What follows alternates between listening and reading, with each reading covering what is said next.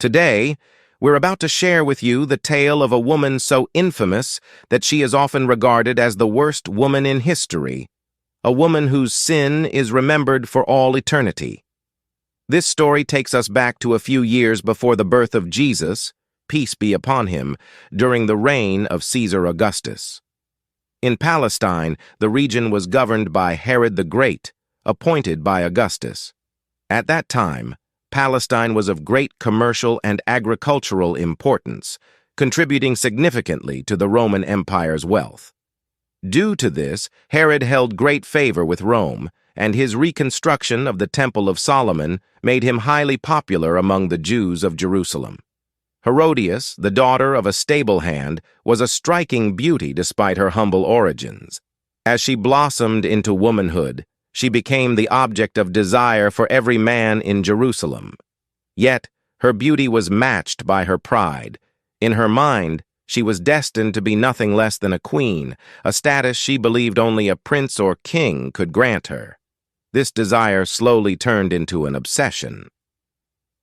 When the reconstruction of the Temple of Solomon was completed, King Herod himself came to inaugurate it, and Jerusalem was alive with celebration. Among the revelers was Herodias, who caught the eye of Herod's son, Philip. Though already married, Philip was instantly captivated by her beauty.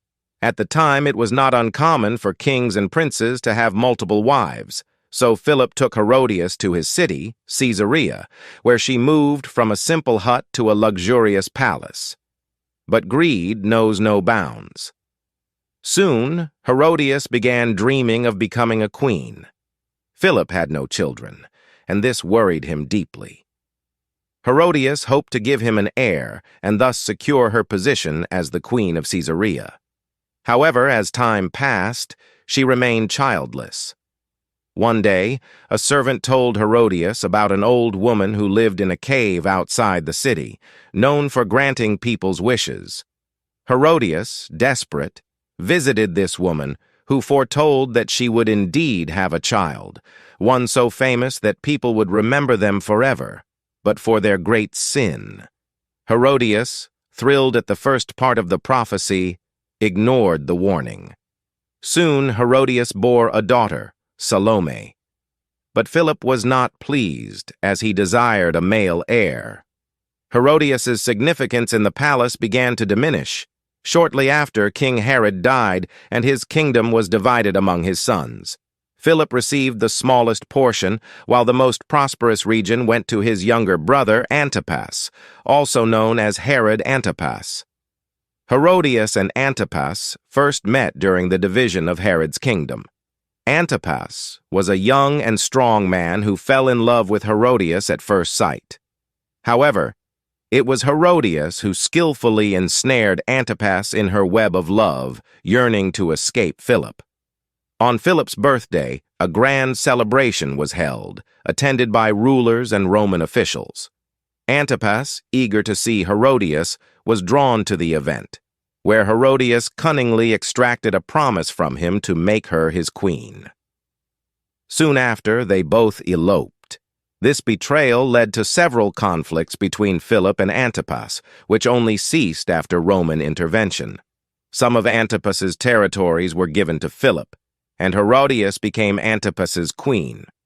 During this time, John the Baptist, peace be upon him, known as Prophet Yahya in Islamic tradition, preached among the Israelites. His words were soft and sweet, drawing people in droves to listen and be inspired. Unlike the Jewish scholars of the time, who were often allied with the Romans and feared speaking the truth, John the Baptist openly condemned Antipas for marrying his brother's wife. Antipas ignored these criticisms, but Herodias, now queen, ordered John's arrest and put him to work in her father's stable. Herodias repeatedly urged Antipas to execute John the Baptist, but he refused. Meanwhile, Salome, Herodias' daughter, grew into a beauty that surpassed her mother. Many princes and kings dreamed of marrying her. One day, as Salome gazed out from the palace, she saw John the Baptist and was struck by his piety and the divine light that seemed to emanate from his face. She summoned him to the palace and tried to seduce him, but John, regarding even looking at her as sinful, rebuffed her and left. This rejection ignited a burning desire for revenge in Salome's heart. On Antipas's birthday, a grand celebration was held, with many rulers and Roman dignitaries in attendance. Piles of gifts were laid at the king's feet, but Herodias presented the most extraordinary gift of all, her daughter Salome, who would dance in honor of the king. Herodias had trained Salome for years, with the goal of securing her as the heir to the throne. In a provocative and shameless performance, Salome stripped away her garments one by one as she danced. The entire court watched, mesmerized, as the dance continued for hours. At the end, the king, enthralled, told her to ask for anything she wanted. Salome, driven by her mother's vengeful desires, demanded the head of John the Baptist. The king, though reluctant, could not refuse her in front of his court, and thus John the Baptist was martyred. Soon after, Caesar Tiberius, angered by Antipas, ordered his nephew Agrippa to invade Antipas's territory.